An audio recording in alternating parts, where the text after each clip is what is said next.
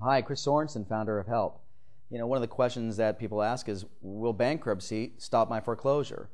And in short, the answer is yes. The longer question is, well, are you sure that's in your best interest? First off, note this. I'm not giving any legal advice.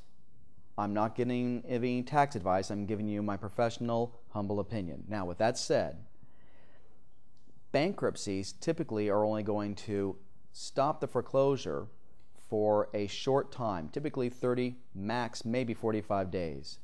You see, this is a secured note. This is a secured debt. And so the courts are going to typically stay this, and the lender is going to go in there and say, hey, we want to lift this stay, and we want to be able to continue to pursue a trustee sale or a judicial foreclosure. And the courts typically will allow this. So it's just a delayed tactic only.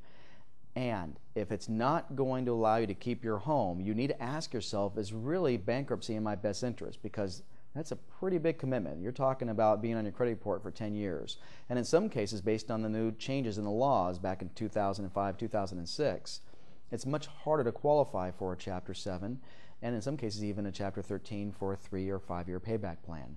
So please make sure that you get at least 2, if not 3 opinions from reputable bankruptcy attorneys that you've confirmed with the California or your local state bar association that these folks obviously have no disciplinary actions against them whatsoever. I've seen far too many people who sit down with a bankruptcy attorney, and the very first thing they want to do is they want to file immediately, and then they find out after the fact that if they would have waited, A, maybe they didn't need to, and B, they could have included other items in their bankruptcy filing that would have been more appropriate.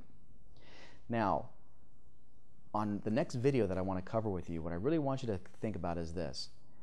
If you're trying to postpone the sale in order to get a modification or a short sale completed, that's a different story.